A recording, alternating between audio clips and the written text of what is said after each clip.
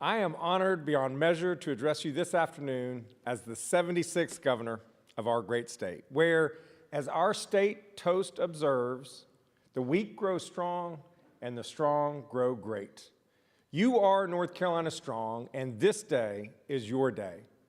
I regret that we are unable to be together in person.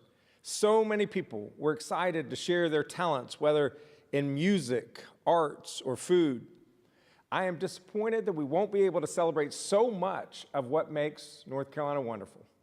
But of course, your safety comes first.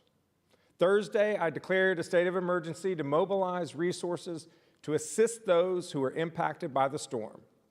In many places, the roads remain slick, and I encourage everyone to exercise caution and stay tuned to your local weather channel. When the weather is better, I sincerely hope that we get the chance to celebrate together this great state. To the members of the Council of State and my cabinet, the members of the General Assembly, the judiciary, and all state employees, thank you for your dedication to serving our state and its people.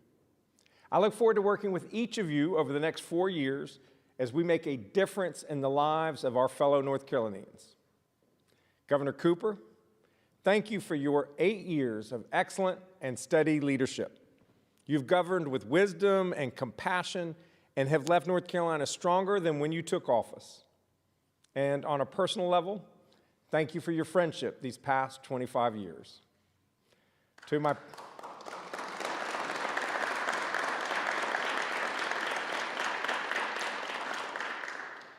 parents, Adam and Jane, and my extended family, thank you for everything. And finally, to my wife, our new First Lady,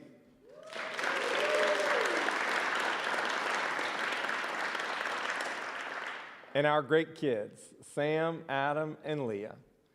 I love you, and thank God for you all each and every day. You bring Anna and me such joy. I am speaking to you this morning from the North Carolina State Capitol, our state's second state capitol. North Carolina's first state house here burned to the ground in a calamitous construction accident nearly 200 years ago. Even while the flames were raging, it quickly became clear who we are as North Carolinians. Quick-thinking bystanders rushed into the building to save most of the official archives and the portrait of George Washington that still hangs in this House chamber to this day. The churches that surround the Capitol immediately offered their buildings to the General Assembly to use. And within a decade, from those ashes, North Carolinians had raised this mighty structure built of stone quarried from our soil. Tragedy is not new to our state, but neither is goodness. Neither is resilience. 85 years after that fire in 1916, a terrible storm brought record rainfall and torrential floods to western North Carolina.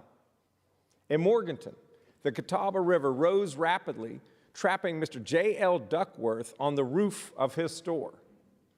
Onlookers quickly raised thousands of dollars as a reward for anyone who would risk his or her own life to save Mr. Duckworth. Will Clark stepped up. He assembled a rescue vessel, paddled down angry and dangerous currents, and snatched Mr. J.L. Duckworth off of his roof. Miraculously, both of them made it to safety to the cheers of spectators. When offered that promised reward, Will Clark refused it, saying he was willing to risk his life not for money, but for his neighbor. Will Clark embodied the spirit of the people of North Carolina.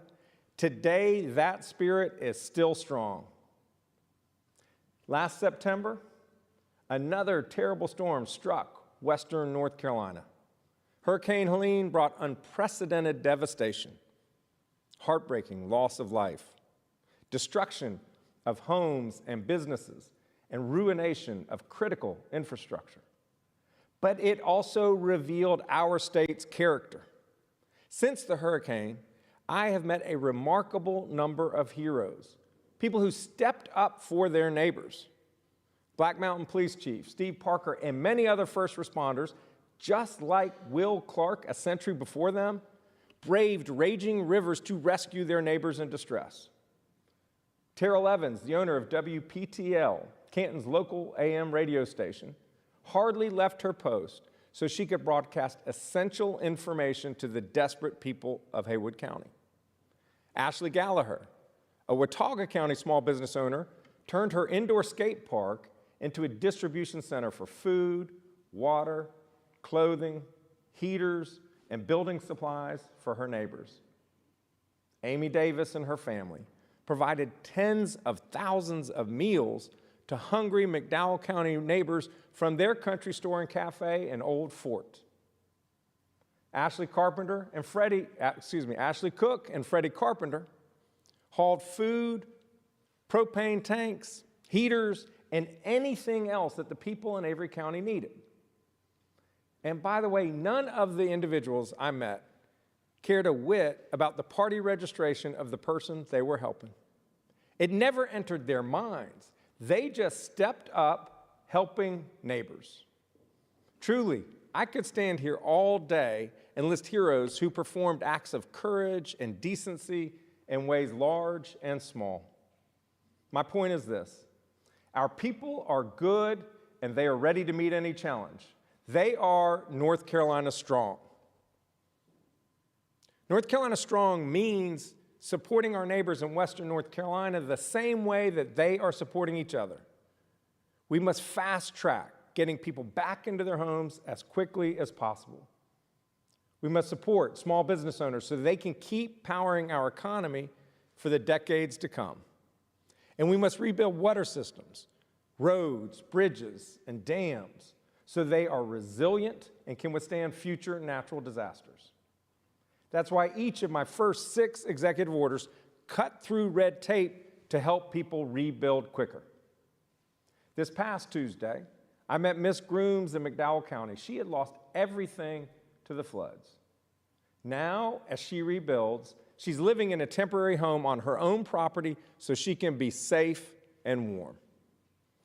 We have so much more work to do, and I am committed to doing it arm in arm with our friends in Western North Carolina for as long as it takes.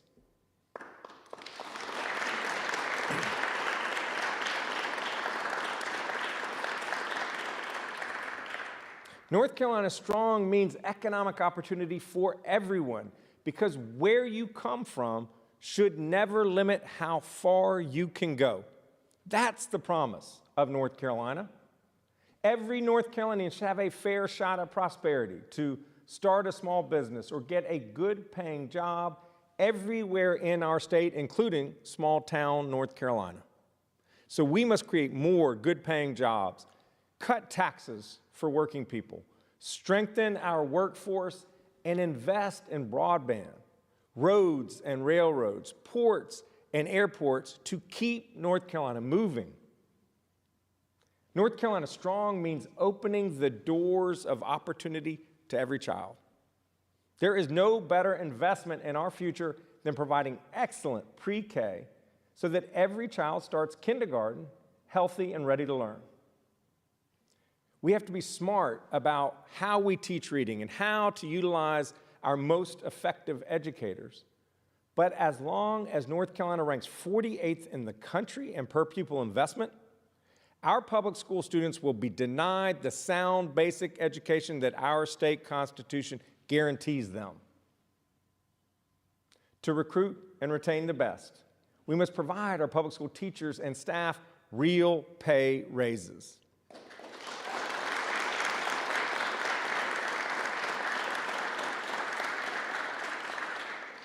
Our community colleges and universities are among the best in the nation. We must keep them that way and continue to innovate to meet students' needs in a rapidly changing world. But we also must recognize that while college is right for many people, it's not right for every person. And someone should not have to go to college to provide for his or her family. So we must expand career and technical education and apprenticeship programs.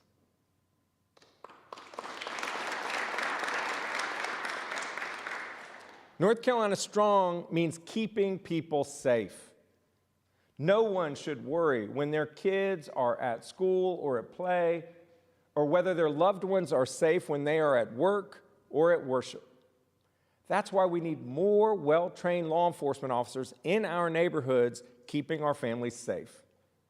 And we must keep up our fight against the fentanyl crisis to protect families from the heartbreak of overdose.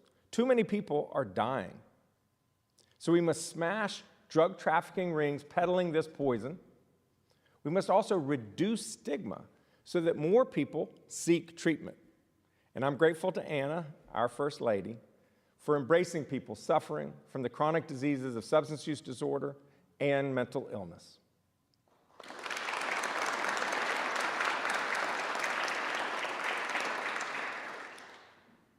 North Carolina Strong also means working together across our differences to get things done. And so to the members of the General Assembly, I say, let's work together. We have real problems to solve, and we do not have time to settle petty political scores or fight divisive culture wars. I want to stand with you as we fight for our people, not with each other. No party has all the answers. Good ideas do not come with party labels. When we work together, we are stronger, and there is no limit to what we can accomplish for the good of the people of this state.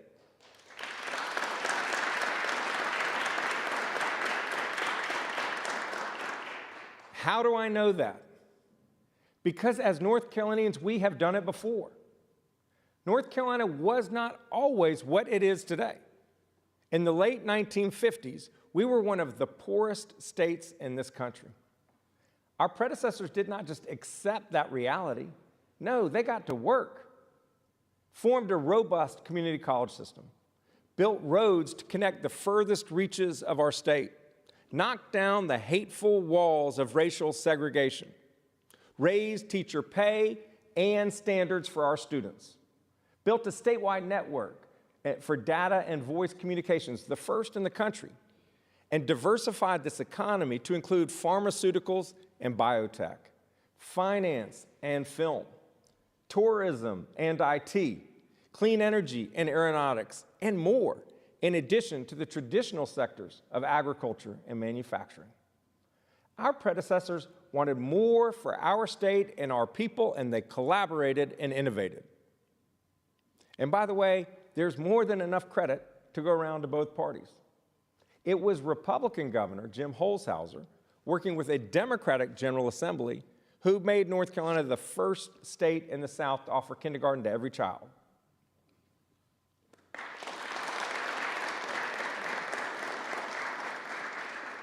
It was Democratic Governor Roy Cooper, working with a Republican General Assembly, who provided insurance coverage to 600,000 of our neighbors, improving their health and strengthening our health care system.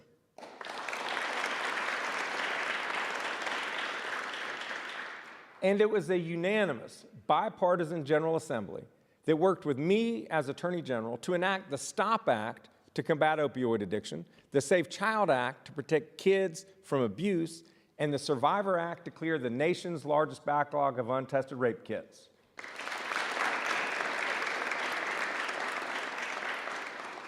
We have worked across the aisle together for the good of our people before. Let's do it again.